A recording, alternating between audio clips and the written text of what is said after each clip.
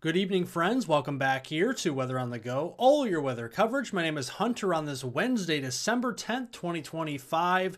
We're going to be updating you with the latest data on our winter weather pattern as we go through the rest of this month, through the holidays of Christmas and the new year, and looking ahead to January's pattern and breaking down the trends. Again, it's not a forecast for January, it is a trend at the end of the video. So like the video, share it, and also subscribe to the YouTube channels. We continue to keep you covered with the latest weather information across North America, including right here in the United States. So without further ado, let's get into the forecast. A strong New England low pressure system is dropping some snow this evening over here. That will be departing as we go into after midnight and early Thursday morning.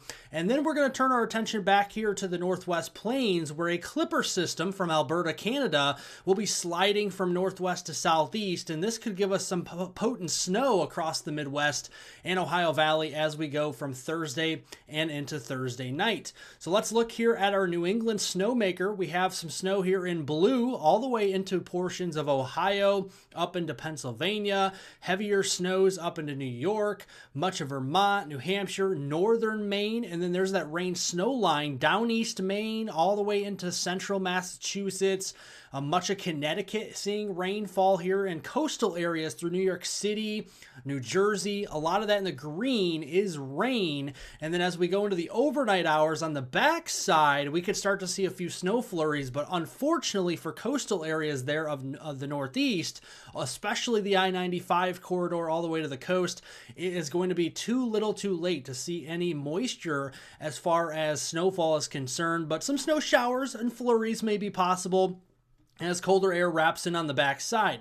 Notice the fingers of snow starting to move over the lakes here. We see snow squalls and lake effect snow showers taking hold overnight tonight into the morning hours on Thursday. So if you have any travel in and around the Great Lakes or the Ohio Valley, make sure you're monitoring the latest weather forecast because of snow squalls and lake effect snow showers. Some of those could be potent going through the Thursday morning commute.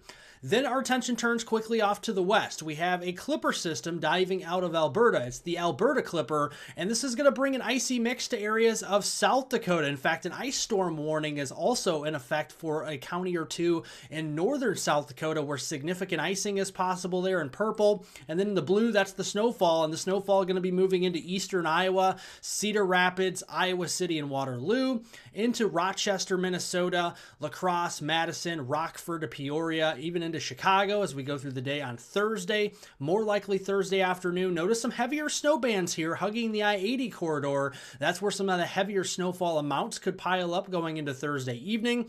Snow entering into areas of Fort Wayne, Indianapolis, Terre Haute, Gary, Indiana, down here toward Lexington, Kentucky, Cincinnati, and Dayton, Ohio. And then as we go into Friday, we're going to be seeing that snowfall moving across the Appalachians. So Parkersburg, Charleston, into the Pittsburgh area, and even Roanoke into Virginia could start to see some snow showers going into Friday morning.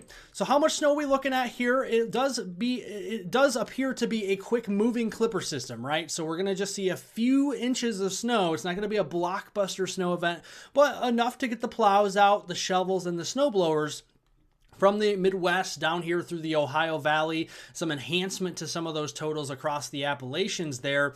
There is an icy mix, though, across South Dakota, especially maybe northwestern Iowa. But areas up here in northern South Dakota, that's where we could see up to a 1/4 inch of ice, which could be very significant, weighing down some of the infrastructure, the trees, the power lines. So some scattered power outages may be possible. The roads will also be treacherous in these areas. Now, heading through this week behind that system, we're going to see some colder air once we go into Thursday night and into Friday, and a lot of this is going to be induced by our snowpack that's already on the ground, and we have over a foot of snow on the ground up here in central Minnesota, northern Wisconsin, and the upper peninsula of Michigan, and areas of New England as well. So you could see it's not very difficult to get some colder air this time of year from our snowpack, and we're going to be adding to some of that snowpack as well as more clipper systems will be rounding the outer periphery of the polar vortex vortex as we go into the weekend, and this could give us some dry, powdery, and fluffy snow, right? It's almost like the dust-like snow across the Midwest and the Ohio Valley there on Friday, so this will really pile up very quickly, and this could give us another 1 to 3 inches here. Didn't look very impressive here on the model guidance, but a quick hitting system fluffing up to about 2-3 inches possible from Omaha, Des Moines, down here towards Springfield, Illinois, into Bloomington and Indianapolis, Indiana, Cincinnati, Columbus, even into the Lexington, Richmond area of Kentucky, and then back into the Charleston, Parkersburg, and Pittsburgh region as we go into the weekend itself. Now, the stratosphere is going to play a big role in our cold weather heading into the weekend, and this has not been with us as we've seen it so far this winter. It has ties also to the troposphere. So the tropospheric polar vortex, the lobe will be right over southeastern Canada and into the Great Lakes here as indicated by the pink. So as the stratosphere and the troposphere are working together, that polar vortex is going to bring us some of the coldest air of the season, and that has a one-way ticket into the Midwest and parts of the Ohio Valley. Right here in the brightest pink, it runs out of colors on this map. Just that gives you an idea of how cold we're looking at going into the weekend. We are going to be 40-50 degrees below normal for the weekend. Now, here comes the dam. It's going to be breaking, and it's going to be breaking fast. So Friday morning, these in the teal shaded colors and the whites, those are sub-zero wind chills. Notice a lot of those are up into Saskatchewan, Alberta, and Manitoba, Canada, but some of them bleeding south into North Dakota Friday morning. As we go into Saturday morning, around 24 hours later, notice it starts to move further south into South Dakota, Iowa, Minnesota, Wisconsin, and northern Illinois. And then the coldest morning yet to come will be Sunday morning as we see widespread areas even as far south as the Ohio River in northern Kentucky seeing those sub-zero wind chills. And again, here are the wind chills Friday morning, approaching 30 below in North Dakota. Saturday morning, those wind chills could be 30, 40 below from North Dakota to Minnesota and Wisconsin. And then Sunday morning, it could be widespread 30 to 40 below across a large chunk of the Midwest, the Great Lakes, and the Ohio Valley, even getting down towards Indianapolis, seeing those 25 below zero wind chills Sunday morning. So to take away from that, make sure to bundle up with several layers, cover any exposed skin. Frostbite especially can occur in less than 10 minutes in wind chills of 30 below or colder. Just keep that in mind. Now let's look at the model guidance and play around a little bit here with some of the model guidance as we go in through the second half of December. So next week, got a big ridge that's been out west. We've talked about that many times, been very stubborn out west. Well, watch as that starts to move eastward here and weaken a little bit as we go towards late next week. Another lobe of the polar vortex could come down here, give us some colder air as we get into late next week, according to the European model, and a stronger storm system for the Midwest and the Great Lakes is possible. And then as we go in toward Christmas week, that ridge starts to build. This is probably something you've seen on social media, people freaking out that it's going to be super warm for Christmas week. Yes, a ridge of high pressure does bring some warmer air from the south as we go toward Christmas week. But keep in mind, folks, we still have a snowpack to melt up here into the Midwest, Great Lakes, and also parts of the northern Ohio Valley and New England as well. And so it's going to take time to melt that snowpack. So I think some of this warmer air are going to be more modified, going to be a little bit cooler further north where there's no snow. Of course, it'll be a little bit warmer. But look at what we set up toward Christmas week. You get the ridge out east, and then you get the trough across the west, moving on shore of the west coast. That's a stormy look as we get into Christmas week. Now, as we look at the GFS model, very similar here. We got that ridge weakening as it pushes further to the east as we go through late next week. And then here comes a stronger storm system. GFS a little bit further north with it across the Great Lakes, southern Canada. Late next week, we're eyeing between the 18th and the 20th for a stronger storm somewhere up to the north. And then as we go into Christmas week, there's that ridge, social media blowing up over this, and there is a stormy look with the trough out west, the ridge out east here, and something ejecting across the middle of the country. Now, as far as temperatures are concerned, here is the European ensemble that takes us through next week, Monday, December 15th through Friday, December 19th. Notice it's warmer out west. That's because the ridge is out there. It's cooler out east. That's because we're still seeing the remnants of the polar vortex, and the polar vortex really keeping a lot of the real true Arctic air next week bottled up to the north up there. You can see the brighter colors up into northwestern Canada.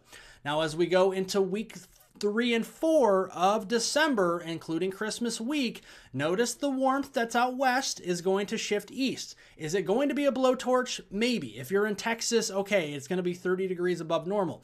I still feel across the northern areas we're going to see a snowpack on the ground, and it's going to be hard pressed to get warmer air above 40 degrees up to places, say, like Chicago, Minneapolis, or Green Bay because of the snowpack that's on the ground. I still think we get warm enough to melt some of that snow. I don't feel we're going to get super warm where we're going to see 60, 70 degree weather in the Midwest. That's just not happening for Christmas week. Now, as we look here at the pattern, as we go through the next week, we're going to see a pretty quiet pattern at first. By midweek, we see some rain showers, yes, because we're seeing mild air. And then here comes a stronger storm system, maybe a winter storm across the northern areas into the upper Midwest. Probably more of a rain system, some thunderstorms in the mix in the Ohio Valley. And then as we go towards Christmas week, the trend is pretty active here as a stormy look and maybe a bigger storm coming onshore of the West Coast, ejecting somewhere into the central U.S. It's hard to tell whether it's going to be a winter storm, a rainstorm, a severe weather maker. We'll just have to keep an eye on it. As we go here on the GFS model, again, next week starts quiet with ridge of high pressure, and then we start to see some milder air as we get active late in the week, some rain across the Ohio Valley southeast. And then here as we go into late next week, again, 18th to the 20th is the time frame to watch for a winter storm up into the upper Midwest, southern Canada. And then for Christmas week, it's pretty active. And again, it shows a big storm. Again, whether or not it's a winter storm, a rainstorm, or severe weather maker remains to be seen. Things can and will change over the next couple of weeks. Now, looking here at the European for the 15-day anomaly for our precipitation, notice it's much drier here in the southeast. While it's not bone dry, I think it's a lot drier over the next 2 weeks over here and a lot wetter across the west, especially the Pacific Northwest where it has been wet over the next 2 weeks leading up to Christmas Day. Here's the GFS. It has it a little bit wetter across the Midwest, Ohio Valley, and Great Lakes. Still very wet, very much in agreement with the European across the Pacific Northwest, and it's also in agreement with some drier weather across the Southeast. So you can see the agreement there on both the European and the GFS, although there's a little bit of disagreement in how wet exactly that storm will be as we go into late next week in the Midwest Great Lakes region. The European a little bit drier, the GFS a little bit wetter. Now here's the snow output. Here's the European model going up to Christmas Day. Has a lot of mountain snow out west, including the Sierras getting in on the fun late next week, and then has more of those clipper systems and maybe a stronger winter storm further north, especially favoring southern Canada, the upper Midwest, and Great Lakes. Going up to Christmas, here's the GFS, maybe a little bit more snow in the upper Midwest, but you get the idea. If you're south here, southern states may not have a lot of snow opportunities and not many opportunities for a white Christmas this year the way it's looking now, but things still can change. There's still a week or so away. Now, as we go into January, folks, I still feel that principle will continue as we're moving into phase 1 and 2 likely of the MJO, and we're potentially going to be seeing a ridge locked in place across the east, and then a trough coming in, and it could dig far south. It could dig all the way down into Arizona, Southern California, New Mexico, even northwestern Mexico could see that trough, and that will mean a stormy look where you have the temperature gradient in the middle of the country, and it's going to be very cold. I think we're going to see a lot of colder weather across the west, pretty warm up the eastern seaboard because of that ridge. And as we see that temperature battle zone taking place, stronger low pressure systems will be developing. Winter storms could start to become more frequent as we go through the new month of January. And again, this is just a trend. It's not a forecast exactly. We're trend watching as we go into January. So we'll keep you updated on that as we get closer. Make sure to like, share, and subscribe to the YouTube channels. We keep you covered on the latest winter weather impacts across North America, including Canada, but right here in the United States as well. Leave me a comment in the comment section down below this video what you think about this upcoming winter weather pattern and how your week has gone so far as well. Otherwise, you can follow me over there on Facebook for quick weather updates. We post quick weather updates on there all the time. You can follow me on Facebook. The link for that will be in the description down below the video. Thank you all for watching, everybody, and have a wonderful and warm rest of your Wednesday out there.